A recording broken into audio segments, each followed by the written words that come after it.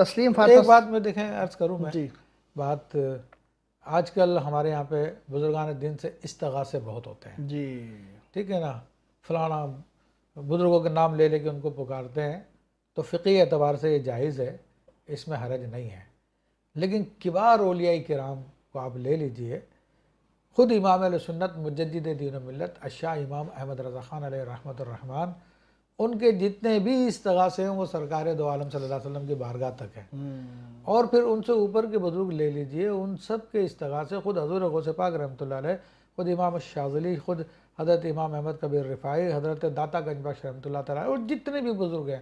وہ سب کے سب ان کے استغاثے رسول اللہ صلی اللہ علیہ وسلم کی بارگاہ میں اور اپنے رب کی بارگاہ میں کیا ہوتے ہیں۔ بات، لیکن آج کل یہ پیری مریدی کا ایک ایسا جال پھیلا ہوا ہے کہ ہر پیر یہ چاہتا ہے کہ اس کا مرید اس کا نام لے لے کے اس کو دہائی دے اور اس کو پکارے تو پھر ان کی روح کو تسکین ہوتی ہے، حالانکہ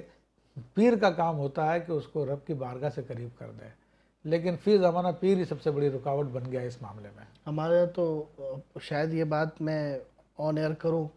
تو کسی کو بری نہ لگے، لیکن ہمارے ہاں تو یہ بالکل رواج ہو گیا ہے کہ اگر آپ کسی سے پوچھیں کہ اور بھائی کیا حال چال ہے، تو پہلے کے لوگ کہتے تھے اللہ کا کرم ہے، تو اب کہتے ہیں مرشد کا کرم ہے۔ ہاں تو یہ مناسب ہے اس طرح سے؟ دیکھیں، یہ بلکہ اس کو اور تھوڑا ڈیٹیل میں آپ کر لیں جی کہ جب کوئی اچھی چیز ہوتی ہے کہتے ہیں جی مرشد کا کرم تھا، امتحان میں کامیاب ہو گیا تو مرشد کا کرم تھا، کاروبار میں ترقی ہو گئی تو مرشد کا کرم تھا، مرشد کی نگاہ تھی، اور جو بھی اچھی باتیں ہوتی ہیں جی مرشد کے فیض سے ہو رہا ہے،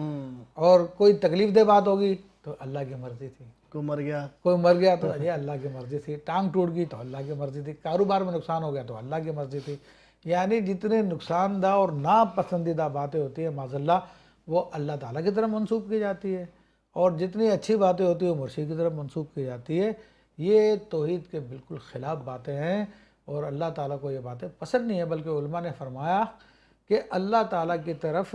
ناپسندیدہ باتوں کی نسبت نہ کرے، اگرچہ کہ وہی فاعل حقیقی ہے، وہی سب کچھ کرنے والا، فائدہ دینے والا، نقصان دینے والا، کامیاب کرنے والا، ناکام کرنے والا، زندگی دینے والا، موت دینے والا وہی ہے وہ،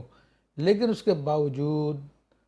اچھی باتوں کی نسبت اپنے رب کی طرف کرے اور بری باتوں کی نسبت اپنی ذات کی طرف کرے۔ صحیح، حضرت ابراہیم علیہ السلام ہم کو ادب سکھا رہے ہیں واہ اور کہتے ہیں وَإِذَا مَرِضْتُ فَهُوَ فَهُوَ يَشْفِينِ، يَشْفِينِ، جب میں بیمار پڑتا ہوں تو وہ شفا دیتا ہے۔ ہائے ہائے ہائے، اچھا بیماری کون دیتا ہے؟ وہ بھی تو اللہ ہی دیتا اللہ ہے، دے رہا ہے۔ لیکن یہ اللہ کے نبی نے ادب سکھایا ہمیں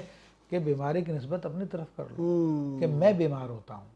اور اچھائی کی نسبت اپنے رب کی طرف کر لو۔ مگر آج آج کل لوگوں تو کا مزاج جی بالکل الٹا ہو گیا کہ اچھی بات ہے جناب مرشد کا کرم ہے، مرشد کا فیض ہے، فلانے کا فیض ہے، فلانے کا فیض ہے، اور جتنی ناپسندیدہ باتیں معاذ اللہ جن سے منع کیا گیا ہے کہ اللہ کی طرف منسوب نہ کی جائے وہ اللہ کی طرف منسوب کر رہے ہیں۔ وہ آپ جو میں آپ کی بات سے سمجھ سکا ہوں، مجھے کریکٹ کیجئے گا کہ